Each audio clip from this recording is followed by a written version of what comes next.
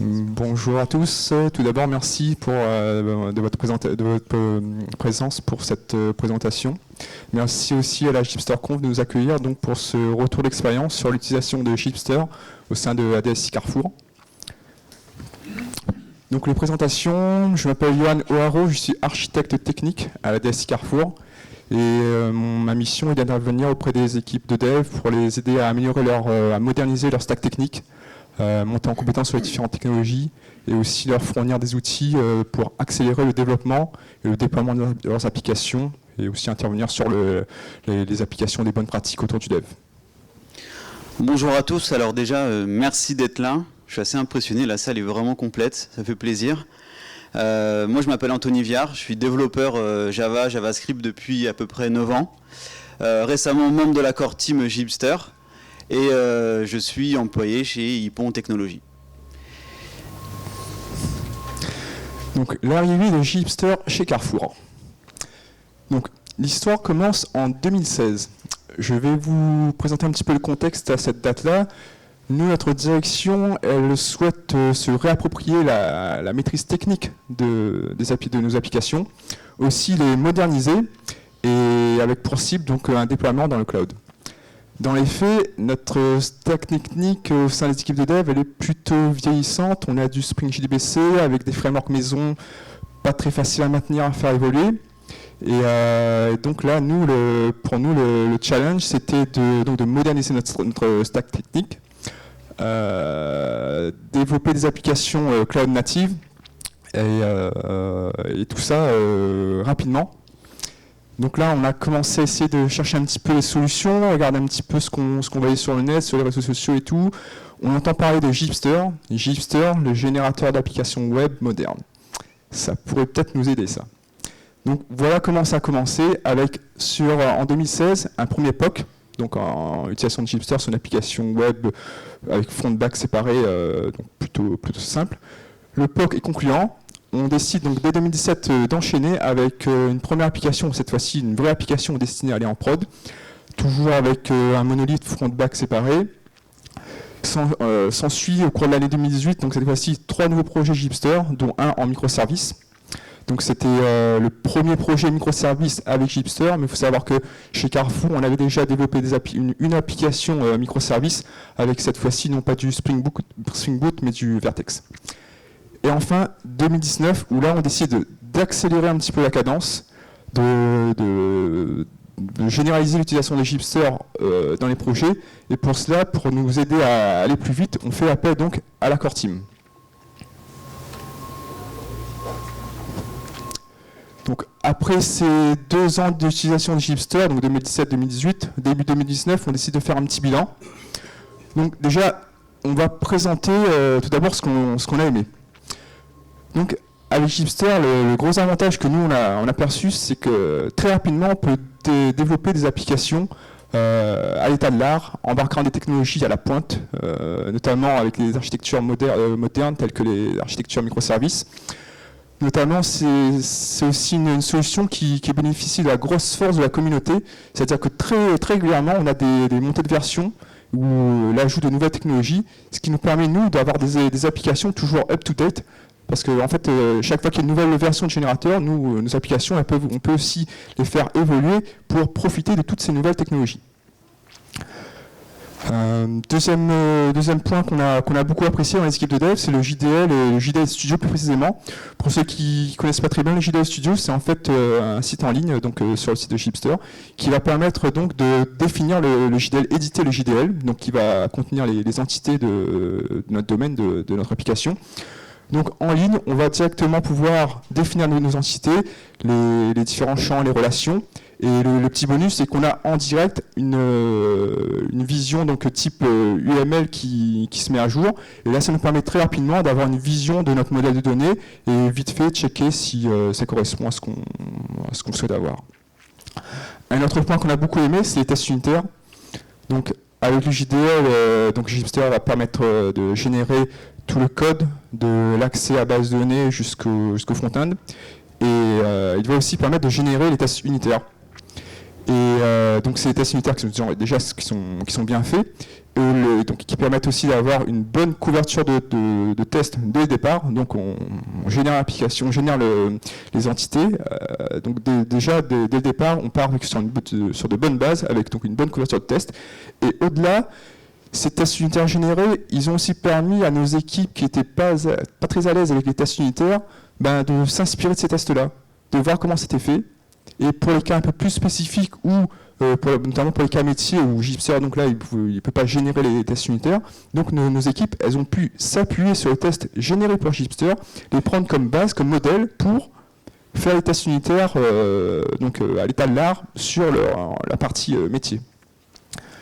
Et enfin, Gipster nous a permis de découvrir pas mal de nouvelles technologies.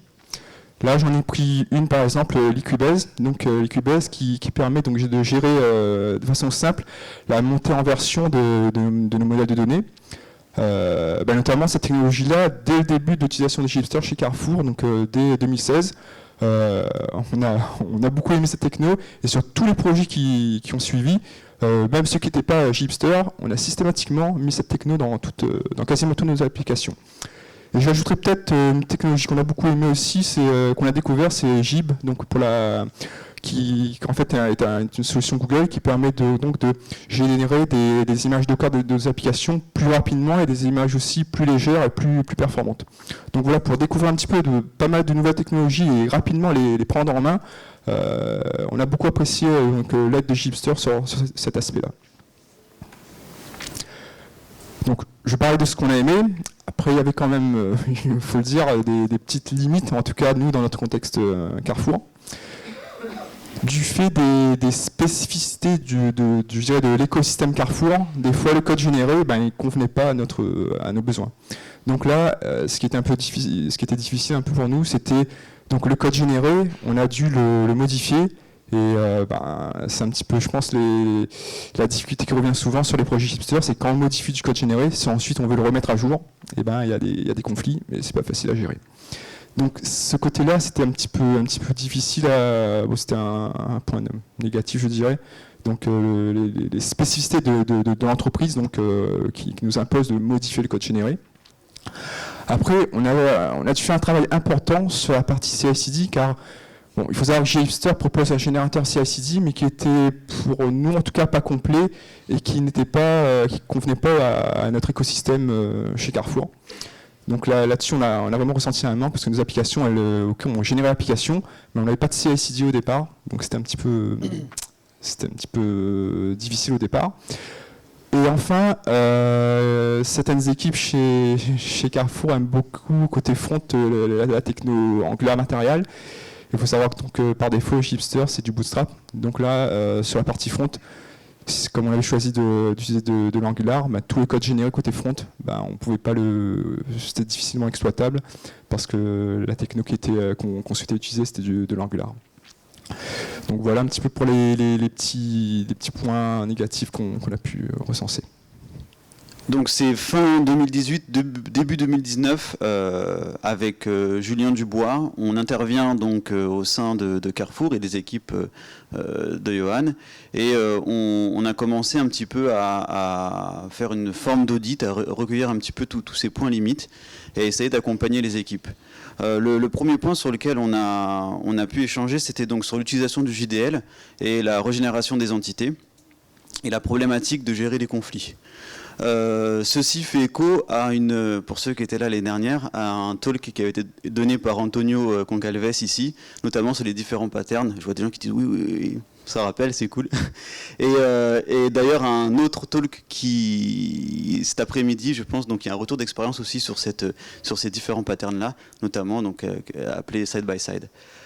Ensuite, on a travaillé un petit peu sur la partie Liquibase, et notamment la gestion des deltas avec la base de données.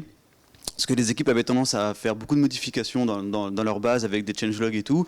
Les changelogs étaient modifiés, on ne comprend pas, on n'arrive pas, est-ce qu'on peut optimiser, etc. Donc utiliser les outils qui sont proposés par Gipster, avec les Maven par exemple, et Liquibase diff, etc. On a un petit peu orienté le travail aussi sur les API REST, notamment sur l'aspect filtrage. Il y avait pas mal d'API, en tout cas sur les applications, on faisait des filtres au niveau d'API REST. Et en fait, finalement, on s'est aperçu que on pouvait utiliser le JDL pour pouvoir le faire automatiquement à la génération et avoir aussi du coup une meilleure qualité en termes de design de nos API et de l'utilisation des filtres.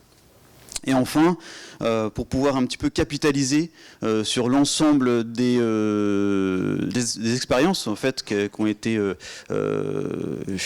a pu avoir chez Carrefour, en tout cas que les équipes ont pu avoir chez Carrefour, on a proposé de développer un blueprint.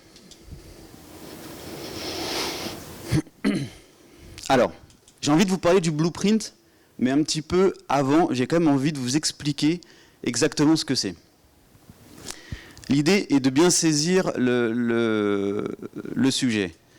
Le blueprint, déjà, c'est une solution qui est proposée par la communauté Gipster. C'est donc open source. Il existe actuellement un générateur de blueprint, vous pouvez le récupérer et créer vous-même votre propre blueprint. Le blueprint, il va permettre de customiser la génération des projets faits avec Gipster en intervenant à certaines étapes de la génération et sur certains générateurs, front, back, CI/CD, autre chose, ce genre de choses-là, en fonction de vos besoins. Et enfin, notre blueprint, ça va être un package NPM qu'on va pouvoir déposer dans un repository interne et le rendre accessible à l'ensemble des équipes via ce repository.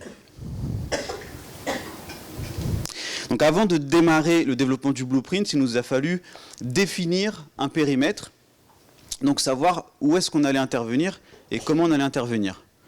Donc la première question qu'on s'est posée, c'est si on doit créer un blueprint, donc un Gipster pour Carrefour, quelles fonctionnalités on allait pouvoir mettre dans ce générateur afin d'avoir le meilleur impact.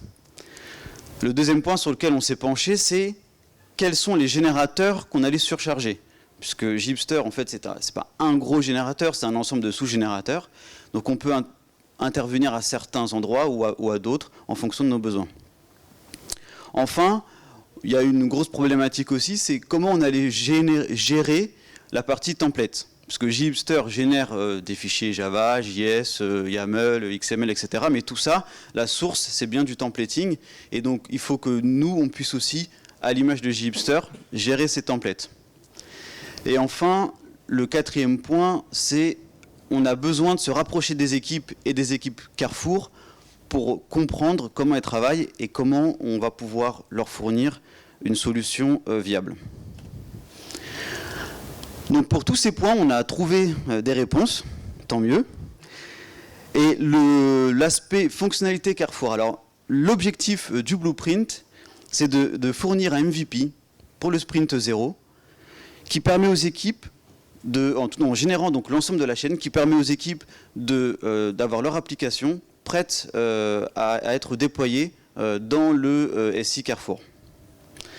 Ensuite, au niveau de Gipster, on a préféré, en tout cas des générateurs Gipster, la stratégie a été de dire on fait le minimum en termes d'intervention, minimum de générateurs, on évite de trop surcharger pour favoriser les montées de versions et pour éviter donc une maintenance trop lourde.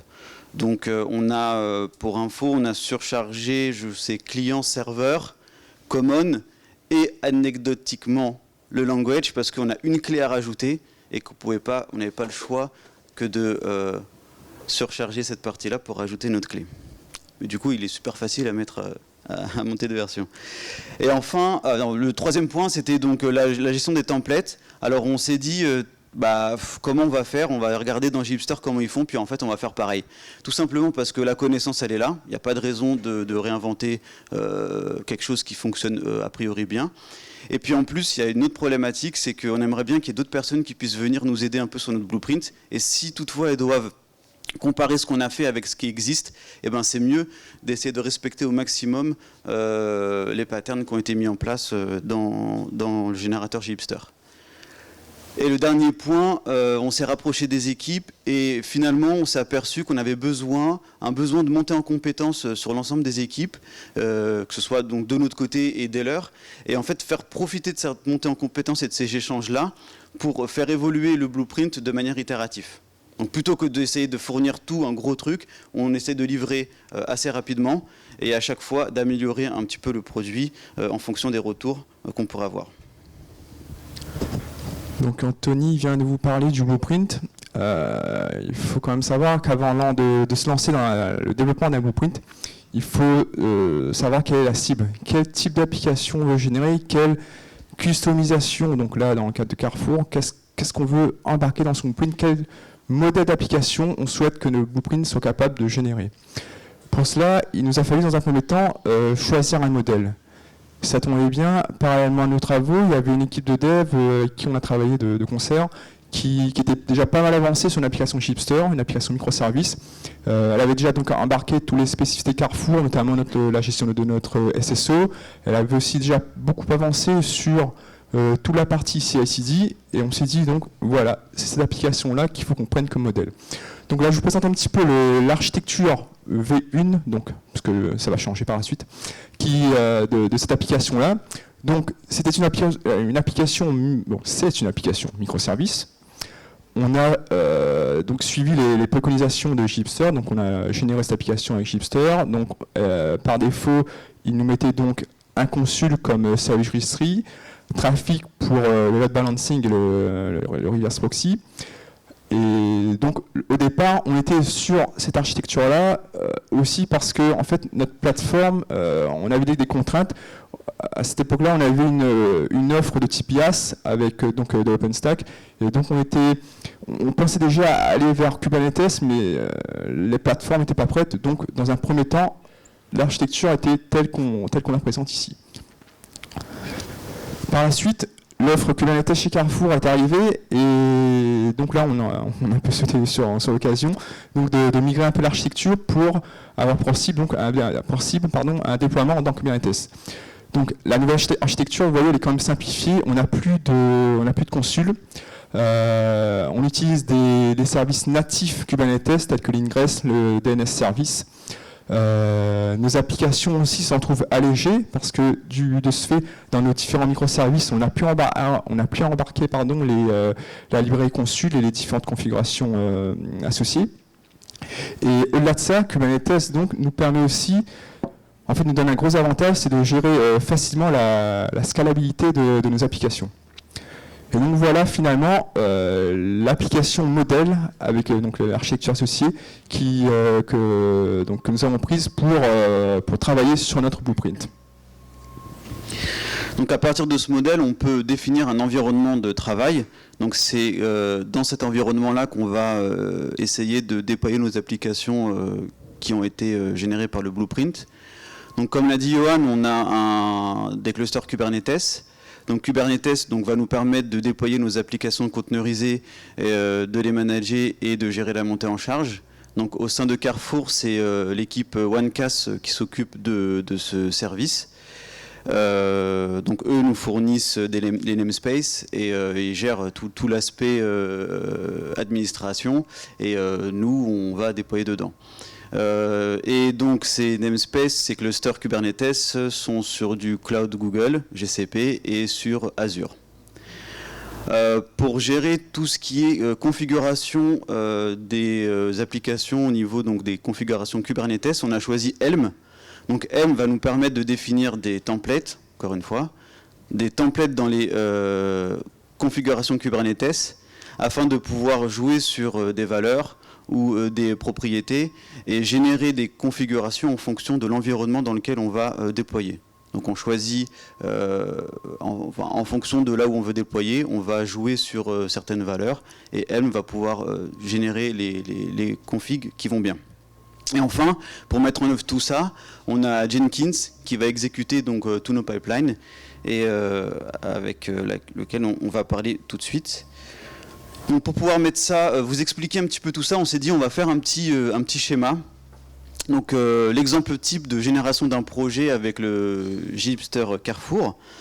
Donc là on a notre Gipster Carrefour, et puis on va générer un projet type monolithe en séparant le back et le front. Donc on va dire que c'est le projet type qu'on a un peu chez Carrefour. Potentiellement, ce que je vais vous montrer, ça s'applique aussi si on a du microservice. Simplement, le schéma serait un peu plus complexe. Donc déjà, je vais générer mon back-end. Donc c'est un repo sur lequel je vais pousser mon application. Je vais générer donc mon application Java telle que je la connais dans Gipster. Je vais ajouter un Jenkins file qui va faire office de CI, donc pour gérer tout ce qui est l'intégration continue. Et je vais générer aussi des charts Helm. Donc une chart, définissons ce que c'est une chart. Une chart Helm, donc c'est l'ensemble des fichiers de configuration des templates Helm dont je vous ai parlé tout à l'heure. Et c'est une chart qu'on va appeler la chart child. Pourquoi child? Parce qu'en fait, dans ces charts, on va retrouver l'ensemble des configurations de l'application qui ne sont pas liées à l'environnement. Donc on verra après pourquoi. Mais ici, je n'ai tout ce qui est lié, ce qui pourrait changer selon l'environnement, je ne vais pas le retrouver ici. Ensuite, pour mon front, donc on est plutôt sur des applications Angular, et je vais avoir exactement le même schéma avec un Jenkins file et un chart Helm qui sera aussi optimisé pour mon front. Et enfin, on a développé un autre générateur qui, lui, va récupérer les informations de nos projets générés avec le Gipster C4, et à partir des informations qu'il a récupérées, il va nous créer un autre dossier et un autre projet qu'on va appeler EnvChart, qui va contenir en fait des charts par an, et chaque chart, chaque par an correspond à un environnement dans lequel on va pouvoir déployer. Donc par défaut, on a staging, pré-prod, prod, et dans ces charts, on va retrouver l'ensemble des configurations, cette fois spécifiques à l'environnement. Donc pour donner un exemple, qu'est-ce qui peut changer entre le staging et la prod? Typiquement, si je veux scaler automatiquement l'autoscaling de mes applications, a priori en staging, bon, j'ai pas forcément besoin de le faire. En prod, j'ai peut-être besoin de le faire. Et c'est ici qu'on va pouvoir jouer sur les valeurs, modifier les ressources, etc. Et en plus de tout ça, on génère un autre Jenkins file qui, lui, va faire office de CD. Donc Anthony vient de vous présenter ce que va générer donc le blueprint Carrefour.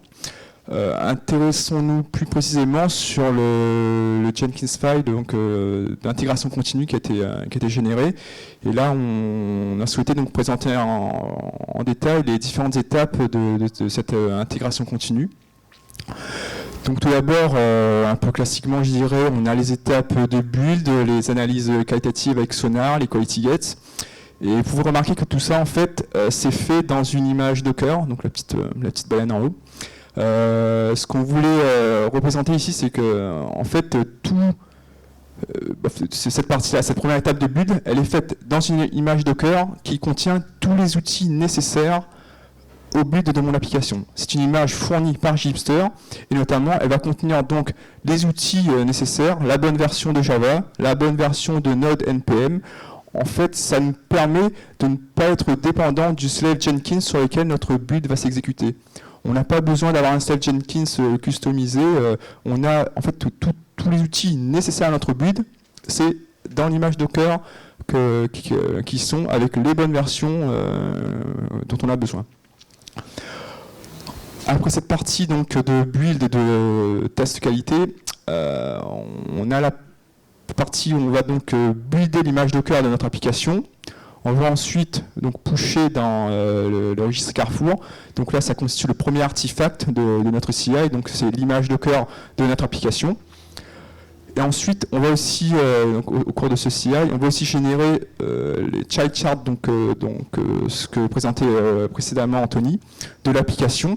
Là, pareil, on se place donc dans une image Docker avec les outils Helm nécessaires qui vont permettre de packager donc, ces charts-là et les pousser dans notre repo, donc là en l'occurrence un Nexus. Et enfin, la dernière étape, selon certaines conditions, notamment si on est sur la branche développe, on va donc automatiquement déclencher le déploiement sur un environnement type intégration ou staging. Donc là, on arrive sur la partie déploiement. Donc on a notre pipeline de déploiement. Comme vient de le dire Johan, on a la première façon de déclencher l'exécution de ce pipeline, c'est l'appel via le pipeline précédent de l'intégration continue. Donc c'est le cas par exemple par défaut sur la branche développe, et à ce moment-là on passe au pipeline plusieurs informations, le nom de l'application, sa version et l'environnement dans lequel on va vouloir le déployer. Il y a aussi possibilité de lancer ce pipeline à la main et de pouvoir choisir ces éléments via un système de prompting. Donc vous lancez le pipeline, on va vous demander quelle est l'application que vous voulez déployer et sur quel environnement et quelle version.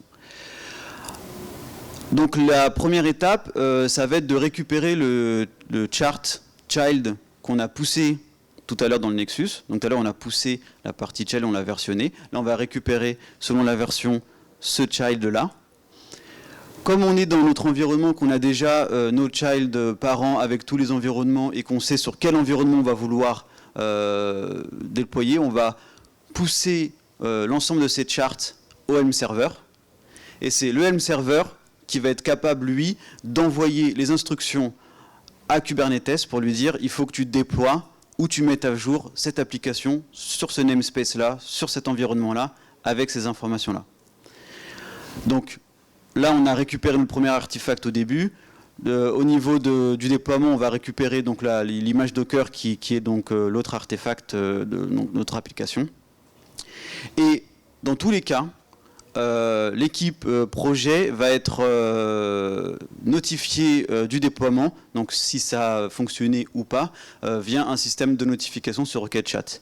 Et toutefois, dans le cas où ça ne fonctionnerait pas, ce qui arrive quasiment jamais, on a un système de rollback qui nous permet donc de garder la version précédente. Donc si notre déploiement n'a pas fonctionné, on a toujours la version précédente qui fonctionne et qui est accessible pour nos utilisateurs. Donc on a vu en détail le CI et le CD, et là on voulait vous présenter un petit peu comment s'inscrit tout notre process dans l'écosystème Carrefour. Donc là on a revu toutes les étapes, donc de la génération de l'application, des différents modules de l'application, front, back ou microservices, y compris le parent chart, donc depuis le poste de développement. Ensuite, donc, on va pousser tout ça dans notre gestionnaire de source, donc dans Bitbucket. Le CI qui se déclenche, qu'on a vu précisément, plus précisément juste avant, avec donc génération des artefacts, l'image Docker, le child chart. Le CD pour la partie déploiement, et donc dans notre écosystème, parallèlement à ça, on a aussi des jobs Jenkins qui vont permettre donc de lancer des scans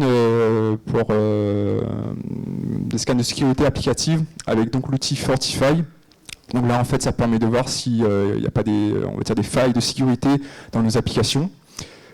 Et une fois qu'en fait l'application est déployée, il y a l'étape donc numéro 6 ici. Donc pareil, on a des jobs Jenkins qui vont permettre donc de lancer des tirs de perf pour voir si nos applications pourront supporter donc la charge qui sera prévue. Et donc voilà, donc avec un déploiement donc dans le Kubernetes Carrefour qui est administré par l'équipe OneCast. Donc en parallèle à ça, on s'est un petit peu amusé, on a aussi développé 2-3 trucs à côté, puis il y a aussi 2-3 autres choses qu'on n'a pas développées. Alors, je voulais vous mettre cette slide parce que je trouvais en fait ce travail intéressant. Lorsque vous développez un blueprint et que vous voulez le lancer, vous allez appeler votre Gipster tel que vous le faites actuellement avec la commande Gipster, et vous allez rajouter un paramètre blueprint, le nom de votre blueprint. Donc nous, notre blueprint s'appelle C4, parce que C4 c'est le nom technique de Carrefour. Donc on a décidé d'appeler notre blueprint Gipster C4. Et on s'est dit, le problème, c'est que si j'ai un utilisateur qui installe une version de Gipster, imaginons la 6.7.2 qui n'est pas supportée par notre blueprint, et qui lance notre blueprint, etc., comment on fait? On lui fait une doc, c'est compliqué, on n'est pas sûr, et puis on va avoir plein de tickets Jira, et puis en fait, ça va être compliqué. Donc on s'est dit, on va simplifier la vie des utilisateurs, et avoir une développeur expérience un petit peu améliorée. Et pour ça, on a écrit une sorte de CLI. Alors c'est plutôt un proxy, mais l'idée c'est de pouvoir lancer notre blueprint à travers une simple commande. Donc d'abord vous installez le blueprint, ensuite vous lancez Gipster-C4, et en fait pour vous, il va aller récupérer la version de Gipster qu'il a en dépendance, lancer la commande Gipster et ajouter automatiquement donc le --blueprint C4. Évidemment, il est aussi possible de rajouter toutes les options qu'on a déjà, par exemple le skip client, skip server, skip git, etc., que vous faites peut-être déjà avec votre Gipster. Donc ça, c'est tout à fait possible parce qu'on transmet l'ensemble des options qui sont passées dans notre commande, on le passe à Gipster. Et comme je suis super sympa, hier soir, je me suis dépêché d'écrire un article, de le déposer sur Medium, donc vous avez le petit lien ici. Et comme ça, si vous voulez savoir et faire la même chose chez vous, c'est possible. Je vous explique un petit peu comment faire. Alors, il y a des choses donc tout ce qu'on a vu, c'est tout ce qu'on a fait. Et là, maintenant, on s'est dit, on va faire quand même une slide pour expliquer ce qu'on n'a pas fait. En tout cas, ce qu'on a voulu faire et ce qu'on n'a pas forcément terminé ou pas commencé. Donc, il y avait le Gipster Online C4. Donc tout à l'heure, on a parlé un petit peu du GL Studio, etc. Le Gipster Online, donc vous pouvez aller sur start.gipster.tech. À ce moment-là, vous pouvez générer vos applications online. Vous pouvez les pousser sur votre gestionnaire de sources, donc actuellement GitLab ou GitHub. Nous, l'idée, c'était de faire la même chose, mais en jouant notre blueprint de manière automatique. Donc on va sur le site qui est donc hébergé chez Carrefour, on génère notre projet avec notre blueprint et ça pousse dans notre gestionnaire de sources qui est Bitbucket. Simplement, ça correspond un petit peu à au paquet cadeau, à la carrosserie d'une belle voiture. Sauf que si vous avez une super belle carrosserie et que vous n'avez pas de moteur, eh ben, c'est un peu embêtant, votre voiture ne va pas fonctionner ou pas bien. Donc on s'est dit, on va peut-être plutôt miser sur le moteur et mettre le maximum de force et de travail au niveau du générateur et on reprendra la partie online plus tard. Donc je pense que c'est un sujet qu'on va reprendre assez rapidement. Enfin, il y a une des limites qu'on a vues tout à l'heure, c'était l'histoire d'Angular Material. C'est vrai que les équipes nous ont pas mal remonté ça. Les écrans sont générés, on est obligé de les retoucher, tout ça pour mettre du Angular Material. On leur a dit passez sur du Bootstrap, ils nous ont dit non. Donc on leur a dit sinon mettez du Angular Material, on va peut-être faire un blueprint Angular Material. L'idée c'est de pouvoir générer vos entités et plutôt que d'avoir des écrans avec des composants Bootstrap, avoir des écrans Angular Material. Seul problème c'est que si l'idée elle est plutôt bonne, aujourd'hui je ne suis pas forcément convaincu de l'intérêt de ce genre de travail parce que ça demande déjà beaucoup de temps. Et est-ce que du coup le retour sur investissement est vraiment intéressant? Donc là on est plutôt dans un mode, ça pourrait, si on avait beaucoup de gens qui travaillaient sur le sujet, pourquoi pas, mais c'est vrai que sinon c'est un peu compliqué à mettre ça en place rapidement. Donc pendant les 7 derniers mois, donc depuis le début de l'année 2019, on a pas mal bossé et on a essayé de faire un maximum de contributions au projet en retour, donc grâce à tout le travail qu'on a fait chez Carrefour. Et donc tout ça, ça se présente sous la forme d'issues et de pull requests. Donc on a fait à peu près 8 issues qu'on a ouverts et qu'on a traités, en tout cas qui ont été traités. Et on a mergé, en tout cas on a eu la chance d'avoir une vingtaine de nos pull requests qui ont été mergés. Et essentiellement sur la partie core, notamment et sur l'utilisation des blueprints. Donc on a par exemple proposé d'avoir un Needle API un petit peu plus joli. Donc il existait déjà ce Needle API, mais on a voulu l'améliorer un petit peu et justement éviter les bugs. Donc l'idée c'est que vous puissiez avoir des espèces de tags dans vos fichiers templates. Et grâce à ces tags, vous pouvez injecter du code de manière dynamique. Donc quand vous utilisez un blueprint, c'est assez pratique de dire tiens, dans mon pom.xml, je veux injecter ici une dépendance. Donc c'est assez pratique. On a aussi, à propos du pom.xml, on a ajouté un tag qui n'existait pas. Donc on en avait besoin, ça nous a permis aussi d'enrichir un petit peu cette API. Et puis on a aussi travaillé sur la partie Sonar Properties, puisque par défaut, en fait, l'ensemble des configurations Sonar étaient stockées soit dans le POM, soit, donc si vous choisissez du Maven, soit dans un fichier de conf Gradle. Et en fait, nous, on sépare le back et le front, et du coup, quand on avait dans notre front, on n'avait pas de Sonar Properties. Donc on allait peut-être pas mettre, je sais pas, on savait pas trop comment faire. Du coup, on s'est dit, tiens, on va sortir tout ça dans un Sonar Properties, et c'est le POM qui va venir charger ce fichier. Et du coup, ce fichier, aujourd'hui, il est partagé entre le POM, le Gradle, et disponible aussi maintenant quand vous générez un front seul. Donc voilà, on vous a présenté un petit peu tout ce qu'on a fait, ou tout ce qu'on a peut-être mis un petit peu de côté pour le moment, et la suite.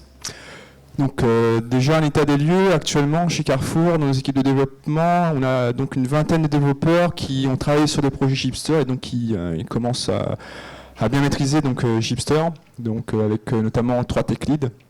On a 3 projets en cours de développement, donc depuis début 2019, front-back ou back-end seul.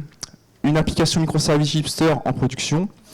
Et l'objectif qu'on s'est fixé, c'est d'ici fin 2019 d'avoir donc 10 projets en production, donc 10 projets Gipster. Avec comme autre petit objectif au niveau qualité, une couverture de code de 80% sur nos applications. On va aussi essayer de mettre l'accent sur la collaboration. Donc nous, on a travaillé déjà de concert avec les équipes pour mettre en place le blueprint. Et maintenant, on veut essayer donc déjà au sein de Carrefour de promouvoir ce blueprint, ce générateur customisé Carrefour, donc, en accompagnant donc les équipes sur l'utilisation de ce blueprint, mais aussi sur l'utilisation de Gipster d'une façon générale.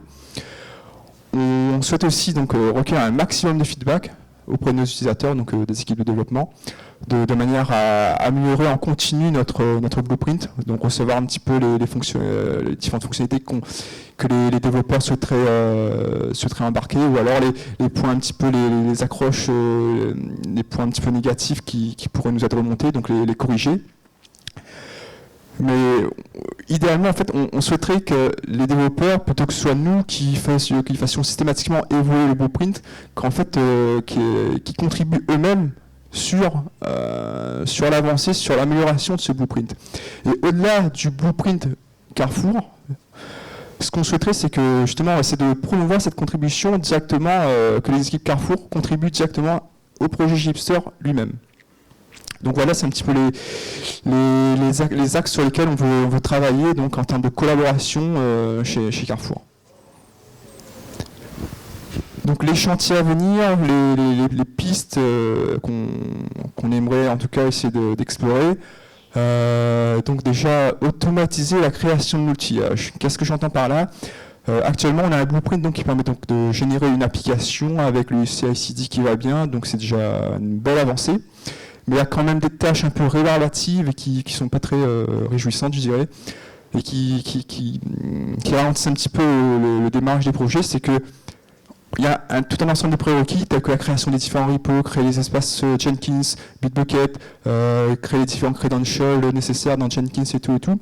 Et ça, on aimerait essayer donc de l'automatiser, de manière à ce que réellement, quand un projet commence, qu'il soit tout de suite, que toute la partie CI/CD soit vraiment opérationnelle et qu'il n'y ait plus de conf à faire à quelconque niveau. Des tests end-to-end, ça donc on aimerait essayer de l'embarquer dans nos pipelines, avec notamment pouvoir popper des environnements éphémères, pour pouvoir donc faire les tests vraiment de bout en bout. On a mis aussi les secret vault, parce qu'actuellement nos secrets, on les stocke dans les secrets Kubernetes à la main, donc on voulait essayer d'automatiser tout ça et les mettre directement dans un vault pour améliorer un petit peu la sécurité. Tout à l'heure, je vous avais présenté sur le slide où on voit un petit peu tout l'écosystème Carrefour, qu'on avait des pipelines, des Job Jenkins pour les analyses sécurité avec Fortify, la partie tiers de performance Neoload. En fait, ce qu'on aimerait, c'est directement les embarquer dans nos pipelines, donc de façon qui soit déclenchée de façon automatique à chaque fois qu'on délivre. Et justement, la cible, ce serait un petit peu donc, de faire du vrai déploiement automatisé, mais directement en prod. Là, pour l'instant, on se limite à des environnements d'intégration ou staging recettes. On a aussi une petite problématique, c'est la gestion du versionning des microservices. Donc un microservice, chaque microservice a son propre cycle de vie.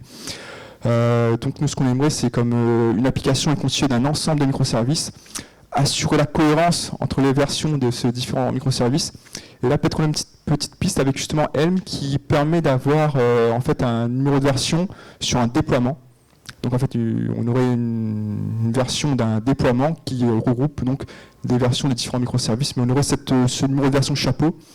Donc on souhaite aussi travailler là-dessus.